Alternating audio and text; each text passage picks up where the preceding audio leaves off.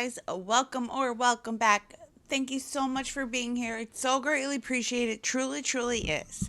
Before we get started, let me give you my usual disclaimer that this video is for educational purposes only. Please do not take what I say as fact. Please always do your own research and come to your own conclusions. Next, if you have not liked, subscribed, or commented yet, please consider doing so. It really helps me out and I really appreciate it. Next, thank you to my dear friend and subscriber Louise from Dublin for helping me out and giving me some stories to bring you guys all the way from Ireland.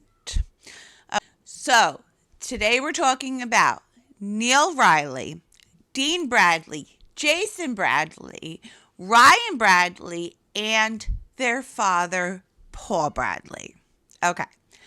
January 18th, 2017, Dean Bradley, Jason Bradley, Ryan Bradley, and their father, Paul Bradley, were all enjoying a peaceful evening at home in Lucan, Ireland. At 3:51 a.m., shots were discharged into the Bradley home, damaging a window before the two assailants fled the scene in a Mazda. Within minutes, the Bradleys jumped into two separate vehicles and pursued the shooter's Mazda.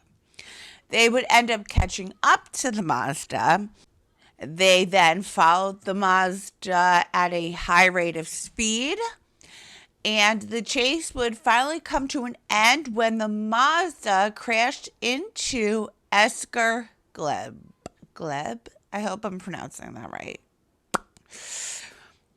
The driver of the Mazda was able to escape on foot. But the passenger and the shooter, Neil Reilly, was not so lucky. Reilly was attacked by the Bradley brothers in multiple ways. By their own admissions, Jason Bradley admitted to hitting him in the head with a sharp object. Paul Bradley admitted to kicking him, and Dean Bradley, who admitted to driving over the victim with his vehicle, although he maintained that he drove over him by accident because he wasn't wearing his glasses and he didn't see him. Even though Neil Reilly was run over at least 2, maybe 3 times. So at that point, it's not an accident anymore.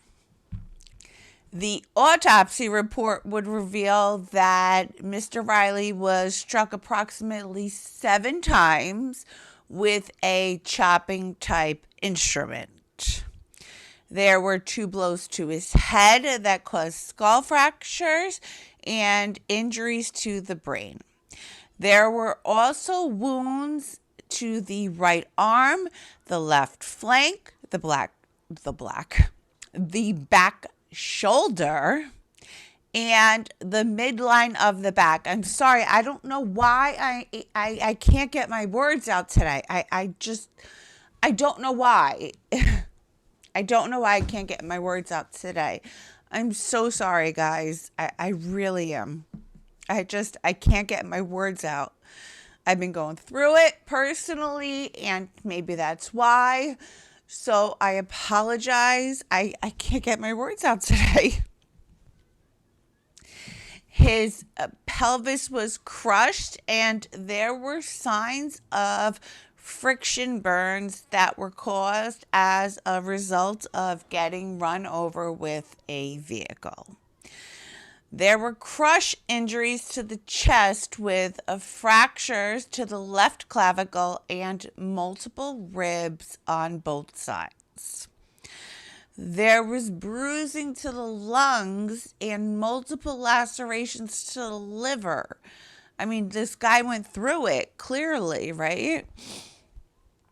Dr. Curtis, who performed the autopsy, determined that Neil Reilly's cause of death was due to chop injuries to the skull, sharp force injuries to the trunk and right upper limb, and a crush injury to the pelvis. Neil Reilly's manner of death was determined to be homicide, of course. The evidence collected by police determined that following the incident, Paul and Jason Bradley got into their Mercedes Jeep and went straight home. Dean and Ryan Bradley got into their black BMW, which was the murder weapon, and drove to the family's business. Once there, they swapped vehicles for another black BMW, which it must be nice, huh? Right? Before heading back to the Bradley home. This would all be confirmed by CCTV collected by police from various cameras around the town. After the Bradleys returned home, they went to police to report the shooting. Like, what? So, shots were fired through the window of your home. And instead of calling the police immediately, which is pretty much what most of us would do, right? You decide to jump in your cars, murder the shooter, then go home and call the police to report the shooting. All while leaving out the fact that, see, I'm doing it again. All while leaving out the fact that you murdered a man in the process.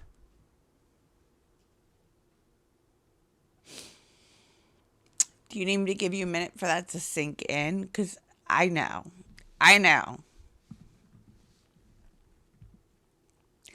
So, I mean, it obviously didn't take long for the police to make a link between the Bradleys and the at Esker Gleb. I mean, it's not rocket science. All four of the Bradley men made statements. However, and you know what else is weird though?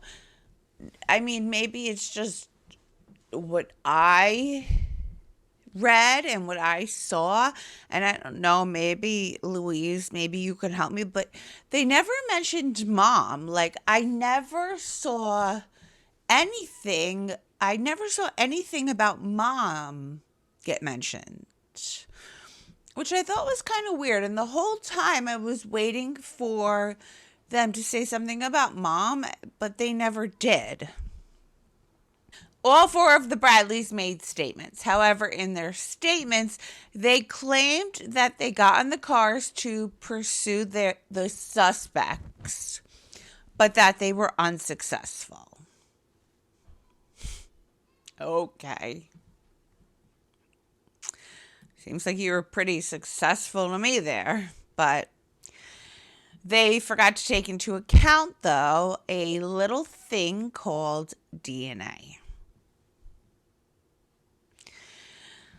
Neil Reilly's blood was found on Paul and Dean's shoes and clothing. Neil Reilly's phone was found in the Bradley's Mercedes Jeep. A DNA profile determined that the blood found on the phone belonged to Jason Bradley. Sorry, was that clear? As in, the police found Neil Reilly's cell phone and there was blood on it. A DNA profile from the blood that was on Neil Reilly's cell phone was determined to be Jason Bradley. Again, I'm sorry. When questioned about it, Jason claimed that he cut himself when he fell on glass. Sure you did. I mean, which I suppose that could have happened and that could be a reasonable explanation, except for the fact that it was found on the victim's cell phone, which was found in his car.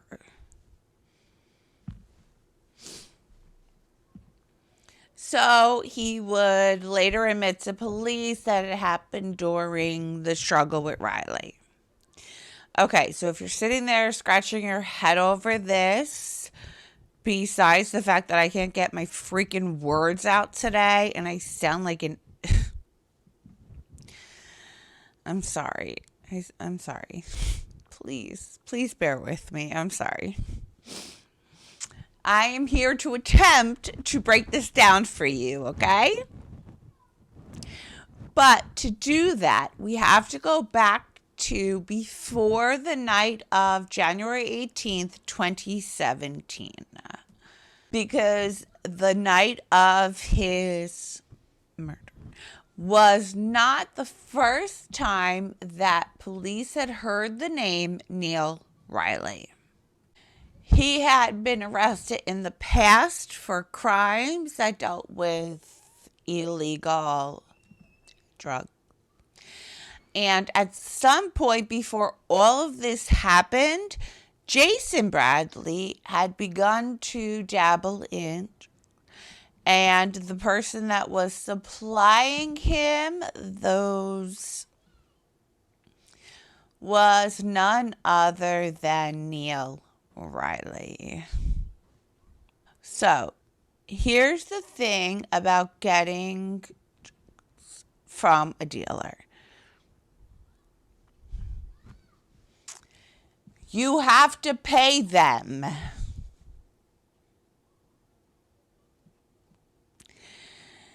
Jason Bradley missed this memo because he incurred a pretty hefty debt with Neil Reilly. And let me just put it out there that I believe both sides were at fault during this situation. But I don't believe that Neil Reilly deserved what he got that evening. And I definitely don't believe that the Bradley family is a victim in this situation whatsoever. Not even a little bit.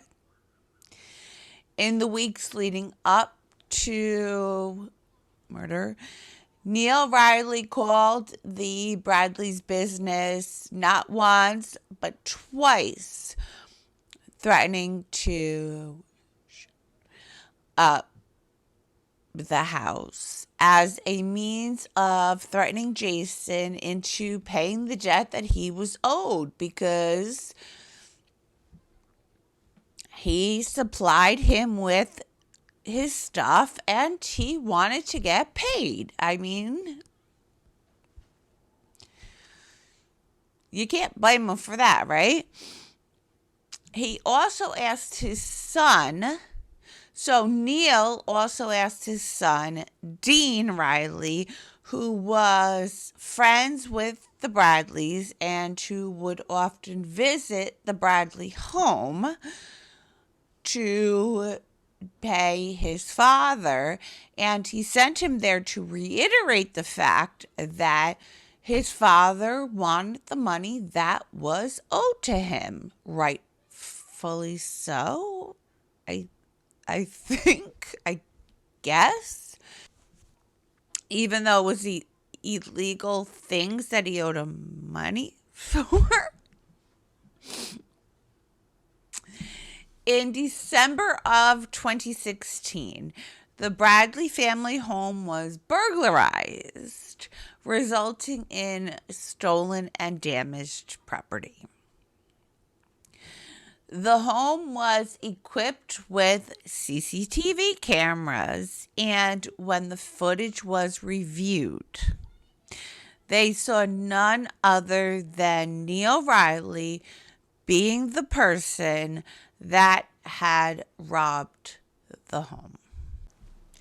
Okay, so after all this went down, witnesses started to come forward as they usually do, right? One witness came forward. A witness named Colin, who lived on Esther Gleb, told police that just after 4 a.m. that morning, he heard a man and a woman shouting. When he looked outside, he saw a Jeep across the street with a man in the driver's seat and his neighbor Jackie shouting. He says he then saw a man staggering into the middle of the street. He says he saw a man staggering in the middle of the street. That would be the victim. He says that he then saw a man come up to the victim from the direction of the Jeep and hit him over the head with something before a black car ran over the man and then reversed over him one more time before driving off. Neighbor Jackie, who would have been the neighbor that was outside at the time, that Colin looked out the window, says that she heard her daughter crying at about 4 a.m., which prompted her to jump out of the bed. When she looked out the window, she saw a group of people having an argument, and then she spotted what looked like a metal bar to her. She saw a man hit another man with the metal bar, and she says that when she saw this, she opened the window and she shouted at them to stop. She says the men shouted something back at her. She wasn't sure exactly what they shouted to her, but it was something along the lines of, "Go in or we'll come back." Basically saying, shut the fuck up, mind your fucking business, or we're coming back for you. In a nutshell, right? She saw a black car drive over the victim and speed away. It was then that she called 911 and ran to attend to the victim, going on to say that the victim had injuries to the back of his head, that there was a lot of blood, and that he was moaning. Neighbor Lawrence says that he heard a loud crash at around 4 a.m. When he looked outside, he saw a man in the middle of the street and two men standing over him, kicking him. Lawrence says that he decided to go back to bed, hoping that he was having a bad dream or something. Newsflash, Lawrence, you weren't having a bad dream. Brenda says that she woke up to an altercation. When she looked outside, she saw one car that was facing her. She then saw a black car driving slowly. She says she heard crunching. This crunching would be the car driving over the body of Neil Reilly, crushing his bones before driving off. Oh my God. How awful. How completely awful. Neighbor Danielle says that she heard a loud crash as well. And when she looked out the window, She saw a car that was parked and a man that was staggering across the street as if he was drunk or hit. She goes on to say that she saw men coming towards him, but assumed that they were friends because the men were laughing. But as they got closer to the man, being Neil Reilly, she realized that this wasn't the case and that the man, being Neil Reilly, the victim, was trying very hard to get away from them. Saying the next thing she knew, she spotted a BMW car coming up the road and hitting the man. She says the three men were outside of the car. They picked the man up. The BMW put their reverse lights on, and the men dropped the victim and the men dropped the victim at the very last second. Saying, quote, "I don't know if anyone's ever heard the awful screech when a car is put in reverse quite hard, and it takes off quite hard. The two guys held this man and they just let him go at the last second, and the car drove over him again." End quote.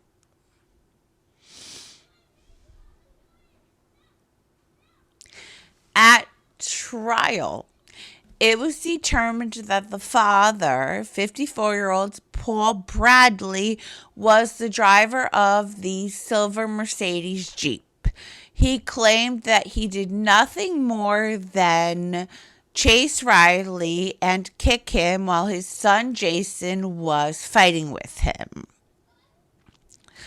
other than encourage your children to become murderers. This part I'm a little confused about because the witness statements read way differently. They read as if all four of them were involved, but nevertheless, Paul Bradley's lawyers stated that to find him guilty would be punishing him for the actions of his sons, so he was acquitted of all charges.